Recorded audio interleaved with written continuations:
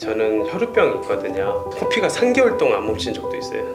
보호단 뒤 태어나갖고 아이 티저불어야 죽어불어 맨날 그랬거든요. 가난이 이렇게 힘들게 하는구나 사람을. 저 눈물 날 것 네. 같아요.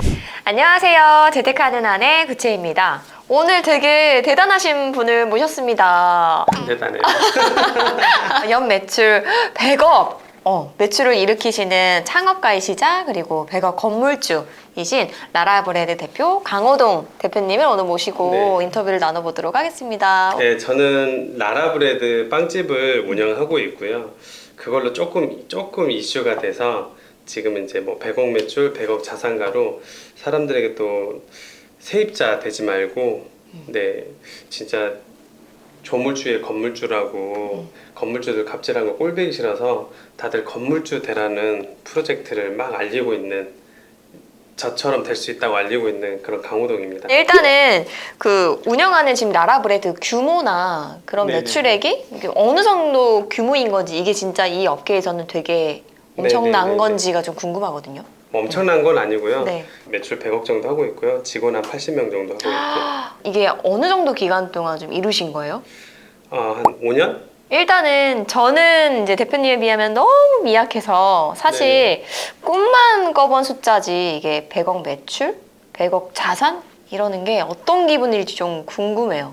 뭐 좀 달라요? 뭐 실감 나지는 않고요. 어떻게 하면 나처럼 이렇게 100억 자산이 되고 이렇게 할 수 있지? 여러분들도 될 수 있다라는 거, 진짜 딱 이렇게만 하면 건물주가 되고 이렇게만 하면 장사 진짜로 될 수 있다라는 노하우 알려드리고 싶어서 우와. 나왔습니다.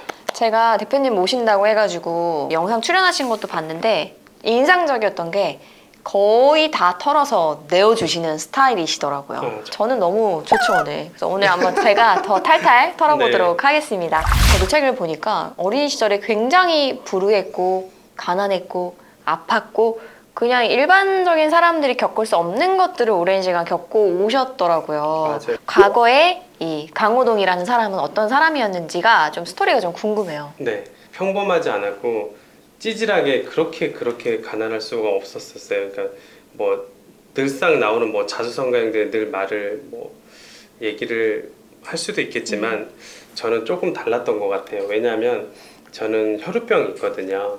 그래서 피가 나면 안 멈추는 병이 있는데 진짜 코피가 3개월 동안 안 멈춘 적도 있어요. 어머, 그러면 생활을 어떻게 해요? 그러니까 뭐 생활이 거의 안 되죠. 누워만 있고. 네, 저도 대표님 때문에 찾아봤더니 이게 한번 다치거나 몸 안에서 피가 터지는? 맞아요. 밖에서는 좀 조심하면 돼요. 안에서 피가 터지면 이게 답이 안 나요. 근데 이거 혈관 아이고. 자국이에요. 6대씩 제가 지금 맞아요. 이거 보이시죠? 네. 어렸을 땐 이거 막 밖에서 맞다가 막 마약한 줄 알고 막 끌려간 적도 있었거든요. 어머나. 이제 희귀병을, 이제 불치병을 갖고 있는데 제일 중요한 건 이제 병원비가 어렸을 때 없었어요. 그래서 저희 엄마가 이제 청소하고 막 온갖 일을 다 해도 한 달에 막 120, 130을 벌어도 이제 병원비가 그 180, 막 200만 원씩 나왔거든요. 그래서 저희 엄마가 선택한 거는 다들 죽자 했는데 아직도 기억나요. 보호단 뒤 태어나갖고 아이 티저불어야 그렇게 맨날 아플 거면 평신같이 뭐 하는 짓 하냐, 죽어불어 맨날 그랬거든요. 난 왜 태어났지? 그래서 늘 저는 괴물인 줄 알았어요. 학교에서도 저를 싫어했고, 그래서 엄마 이렇게 강의 이렇게 하는 데 가면 다들 엄청 우세요. 네, 저 눈물 날 것 같아요. 네, 제일 힘들었던 거는 아픈 것도 아니었고 가난이 제일 싫었었어요. 가난으로 인한 가장 큰 트라우마 같은 그런 네. 사건들이 있어요? 지금은 제가 강의를 많이 하고 사람들 이제 영상에서 이렇게 네. 얘기하고 해서 트라우마가 많이 깨졌는데요. 코피가 그때도 이제 안 멈춰서 결국은 이제 입틀막 하고 이제 택시를 탔는데 택시비가 없었던 거야. 택시비가 없다 보니까 이제 엄마가 아이가 좀 이렇게 지금 아프니까. 여기 큰일 났으니까 아프니까 집 주소를 알려주면 보내주겠다. 근데 갑자기 아저씨가 돌변하더니 욕을 하더니 재수 없을라니까 진짜 그러면서 머리끄댕이를 잡고 지근지근 밟는 거예요. 아이도 옆에 택시비가 있고 한데. 없으면 타질 말아야지 이년아 하면서 엄청 막 지근지근 밟는 거예요. 어머나. 죽어버리라고 하죠. 근데 아저씨 그럼 왜 그래요? 우리 엄마 왜 때려요? 막 뭐 택시비 없다 그렇게 이렇게 때릴 일이에요? 막 그렇게 말을 못했던 거지. 초등학교 2학년이니까. 아이고, 어렸잖아요.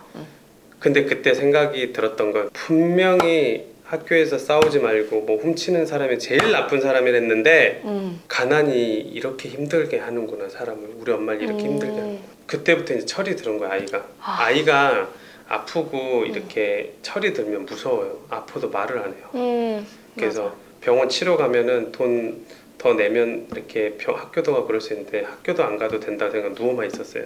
엄마 힘드니까. 저희 엄마가 이제 죽을 순 없으니까 신앙생활을 하고 그래서 살자 해서 선택했던 게 남자들이었죠. 또 알코올 중독자 아빠들을 만나요. 아빠가 그래서 3명이나 있었거든요. 하나 뭐 둘도 아니고.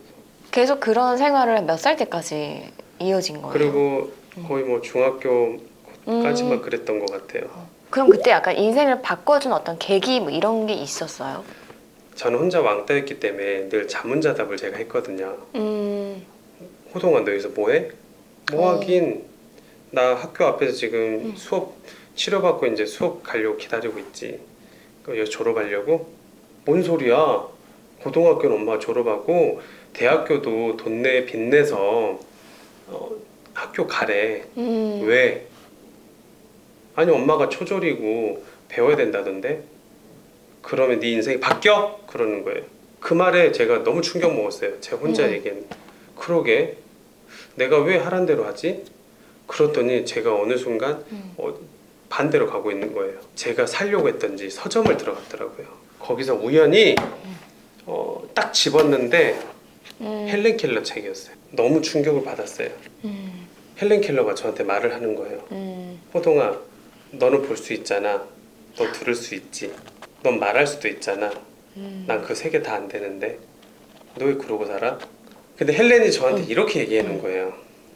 있잖아 내가 맹인인데 너 나보다 더 불쌍한 사람들이 누군지 아니? 누구야? 시력은 있는데 아무 생각 없이 사는 거, 비전 없이 사는 거. 그게 맹인인 나보다 너네들이 더 불쌍해. 뭔가 다들 잘된 분들 보면 저 사람은 저래서 잘 됐지 이래서 그랬겠지라는 생각이 있는데 나보다 더 열악한 상황에서 그거를 다 이겨내고 하려는 그 포인트는 잘 안 보이거든요. 안 보려고 하고 보려고 하면 보인다는 말이 그거 같아요. 어떻게 해서 나도 하고 싶고 뭔가 의지가 있으면 더 힘든 상황에서도 맞아. 한 사람들을 보겠지. 그러니까 우리가 그렇게 생각하는 대로 살지 않으면 사는 대로 생각하게 된다잖아요. 그래서 이런 영상을 보고 지금 바뀌려고 하시는 거거든요. 그러면 그때 이후로 막 숱하게 드셨겠네요. 제가 한 2,000권을 넘게 봤고요. 저는 왜 그랬냐면 저는 엄청난 결핍이 있었잖아요. 이 결핍이 저를 오늘 여기까지 만든 거거든요. 그래서 열등감이 엄청났고요. 열등감을 성공으로 바꾼 힘. 썸네일 만드시나요? 기적이라고 하는데 전 제가 기적이라고 안 했으면 좋겠어요. 그 기적도 여러분들도 만들어질 거고요. 책을 읽으셨을 때 어떤 주제의 책만 읽어야 되겠다 이런 게 있으셨어요? 진짜 어중간하게 제가 유복하게 살았다든지 어중간에 태어났잖아요. 그럼 저는 어중간한 인생을 살았을 거예요. 이게 제일 무섭더라고요. 밑바닥부터 있었기 때문에 하나하나씩 내가 어차피 이 가난은 대물림은 내가 끊을 수밖에 없다라고 간절한 마음이 있기 때문에 오늘 온 거거든요. 네. 습관이 바뀌면 행동이 바뀌고 행동이 바뀌면 인생이 바뀐다고 얘기하는 게 고전인데 그 결핍이 계속 이런 것들을 제가 하나씩 실행을 다 했어요. 성공하는 사람들의 이야기를 단돈 14,000원, 15,000원으로 그 사람이 잠 안 자면 썼을 거예요. 그 사람의 인생 노하우였거든요. 엑기스만 탈탈 털하고 넣는 거를 저는 단돈 15,000원으로 그 사람의 사상, 철학, 이념들을 엄청난 걸 다 배울 수 있었거든요. 그래서 저는 책을 보면요, 채희님 진짜 이 책을 저에게 주셔서 정말 행운인데요. 너무 감사합니다. 신앙적인 게 아니라 그러면서 사람은 마음가짐에 따라서 일체유심조를 하잖아요. 원효대사가 똑같은 물을 먹었는데 너무 꿀물이었는데 자고 일어나 해골이었더니 웬 물에 터있잖아요. 맞아요. 같은 물인데 본질은 변하지 않았는데 마음 먹기에 달렸다고 하잖아요. 왜 같은 물인데 그랬겠어요? 저도 이 책을 내가 어떻게 마음 먹느냐에 따라서 이 책은 15,000원짜리가 될 수 있고 150억짜리가 될 수 있다고 저는 믿었어요. 그러면 그 책에서 답을 찾으신 거예요? 맞아요. 창업이라는? 맞아요. 네. 책을 활자를 읽을 줄 몰랐어요. 어렸을 때부터 학업을 못했기 때문에 막 책만 보면 잠 오는 거예요. 이게 집중력이 떨어지니까 이런 거거든요. 그럴 때마다 제가 포크로 찔렀어요. 어머! 그러니까 피가 철철 나면 책을 봤어요. 저는 이 책을 안 보면 나는 가난이 극복이 되지 않을 거라고 확신이 있었어요. 기댈 때가 책밖에 없었던 맞아요. 상황이었네요. 맞아요. 넌 할 수 있어. 호동아, 넌 최고야. 너는 정말 가치 있는 존재야. 막 이렇게 토닥토닥 해준 게 이 책이었거든요. 책은 나에게 큰 힘이 되고 위로를 대줬거든요. 그래서 여러분들도 이 영상을 통해서, 책을 통해서 나오시면 좋겠어요. 책을 보면서 단 한 줄이라도 내 인생에 좀 적용해 볼 수 있는 거 포인트 한 개만 딱 잡으면. 맞아요. 빌 게이츠 형님이 저한테 얘기를 해줬었어요. 그때 그 메시지를 뭐라고 했냐면, 호동아, 네가 가난하게 태어난 건 너의 실수가 아닌데 네가 평생 가난하게 사는 건 그건 분명 너의 실수야. 그건 어쩔 수 없잖아. 저는 이 말에 너무 충격받았어요. 빌 게이츠 분은 원래 잘 살지 않으시나요? 그래서 그러니까 차이be 왔겠죠. 그럼. 죄송합니다. 감동하게. 저는 아무도 안 봤으면 하는 책들이 많이 있어요. 아, 제가 박용우 이사님 관점을 디자인하라 그 책은 보고 100억을 벌었고요. 엄청 노하우를 많이 얻었고 그러면서 마케팅 회사를 할 수 있었거든요. 인생을 바뀌는 계기가 누군가가 백날 칼로 찌르고 뭘 어떻게 영상을 하고 바꾸라 해도 안 해요, 안 해. 안 하죠. 네. 그걸 나는 왜 안 바뀐지 알았어. 주식 뒤지게 좋은 노하우 알려주고 뭘 뒤지게도 안 바뀌는지 알았어. 뒤지게 안 해요. 척하는 거예요. 아, 여기 영상을 보는데 이분들이 보는 척, 듣는 척을 한 거예요. 그래도 난 이거 보고 있어. 이 책을 읽고 있어라는 거기 만족해서 그냥 끝난다는 말씀이신 거예요. 척하지 않는 거면 그 증거는 뭐에서 오냐면 깨달음이에요. 사람은 채희님 바뀔 수 있다고 생각하세요? 본성이? 본성 자체가 바뀌긴 어려울 것 같기는 한데. 40살 전까지는 안 바뀐다고 저도 생각하고 있었어요. 근데 바뀔 수 있어요. 본인이 깨달으면 바뀌어요. 근데 본인이 성찰하지 않고 깨닫지 못한 거지. 아, 나를 바꿀 수 있는 건 나밖에 없으니까. 중마고 친구가 있는데 지금도 라라브레드 이사인데 25살 때 나랑 담배를 같이 끊자고 끊었어요. 근데 얘는 안 끊은 거야. 그래서 최근에 한갑 반씩 피워. 얼굴이 또 새카매. 담배 찐내 나고. 그래서 제가 끊으라 한 100만 번을 이야기했을 것 같은데 안 끊어. 근데 5년 전에 아이를 태어나서 끊더라고요. 그때 걔가 나한테 했던 말은 인생 명언이 하나 있어요. 네가 담배를 그렇게 끊으래도 난 안 끊었다. 근데 내가 깨달았어.